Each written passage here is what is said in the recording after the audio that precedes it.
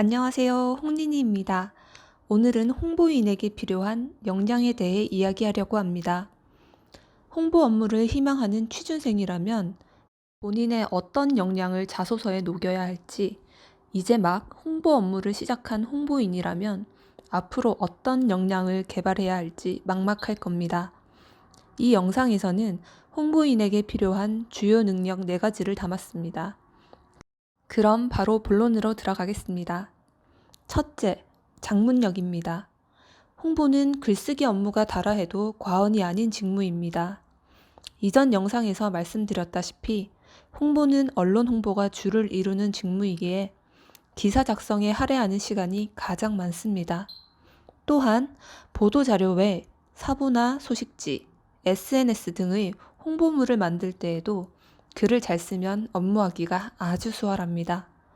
그런데 제 경험상 여러 역량 중 가장 중요하면서도 가장 개발하기 어려운 것이 바로 장문력입니다. 왜냐하면 글에는 굉장히 다양한 종류가 있기 때문인데요. 기사처럼 정확한 사실을 알려주는 글이 있는가 하면 SNS에서는 사회 트렌드에 맞는 매력 요소나 센스를 요하는 글도 있고 사보나 소식지처럼 독자로 하여금 감성을 터치하거나 신뢰성과 전문성 등을 나타내는 글들이 존재하기 때문입니다. 둘째, 통찰력입니다. 홍보는 기업을 대변하는 역할을 수행하므로 기업 입장에서 최대한 유리한 방향으로 알려질 수 있게 기업이 겪는 모든 상황과 관계를 파악하는 통찰력이 필요합니다. 어떤 사람들은 기획력이나 분석력을 말하기도 하는데 모든 업무의 시작은 통찰에서부터 시작되기 때문에 통찰력을 강조하고 싶습니다. 예를 들어 숲과 나무가 있다면 숲을 보는 능력을 개발하는 것이 좋습니다. 셋째, 의사소통력입니다. 기업에서 영업 못지않게 대내외적으로 많은 소통을 하는 직무가 바로 홍보입니다. 기사 작성을 예로 들어보겠습니다. 기업이 어떤 기술을 개발하여 기사를 보도하려고 합니다. 홍보 담당자는 해당 기술에 대한 정보와 특이사항을 알기 위해 개발부서 또는 마케팅 부서와 1차 의사소통을 합니다. 의사소통을 통해 기사 아이템을 찾아낸 후 해당 기사의 전문성을 높이기 위해 관련 전문가와 2차 의사소통으로 자료를 수집합니다. 기사 작성 후 보도를 위해 기자와 3차 의사소통을 합니다. 마지막으로 언론 및 대중에게 피드백하기 위해 관련 부서, 업체 등과 마지막 의사소통을 합니다. 기사 하나를 보도함에 있어 홍보 담당자 스스로가 할 수 있는 것은 절대 없습니다. 모두 대내외적 의사소통이 있어야지만 가능합니다.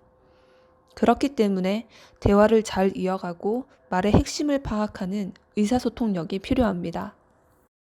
넷째, 오픈 마인드입니다. 유사한 것으로 글로벌 마인드나 창의력 등이 있지만 결론은 다양하고 새로운 것을 생각하는 마인드가 필요합니다. 우리 사회는 생각하는 것보다 빨리 변화합니다. 과거에는 대중매체로만 홍보 활동이 일어났다면 현재는 SNS와 같은 신생 매체의 등장으로 다양한 홍보 활동이 요구됩니다. 또한 글로벌화로 국내뿐 아니라 해외 홍보의 중요성이 날로 커지고 있습니다. 다양한 홍보 활동을 수행하기 위해 홍보 대상을 파악하여 대상이 선호하고 대상에게 기업을 잘 알릴 수 있는 매체를 선정하여 효과적인 홍보 방안을 생각해내는 마인드가 필요합니다. 이렇게 홍보인에게 필요한 역량 4가지에 대해 알아보았습니다. 장문력, 통찰력, 의사소통력, 오픈마인드.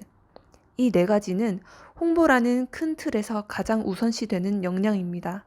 그러나 홍보 직무를 세부적으로 들여다보면 언론 담당, SNS 담당, 홈페이지 담당, 사보 연설 담당, 홍보물 제작 담당 등 다양한 업무가 있습니다. 각각의 업무에 필요로 하는 능력은 모두 제각각 다르기 때문에 해당 업무들의 필요 능력이나 업무 과정에 대해서는 추후 시간이 되면 추가로 제작해 보도록 하겠습니다. 그럼 이번 영상도 도움이 되셨길 바라며 다음 영상에서 만나 뵙겠습니다.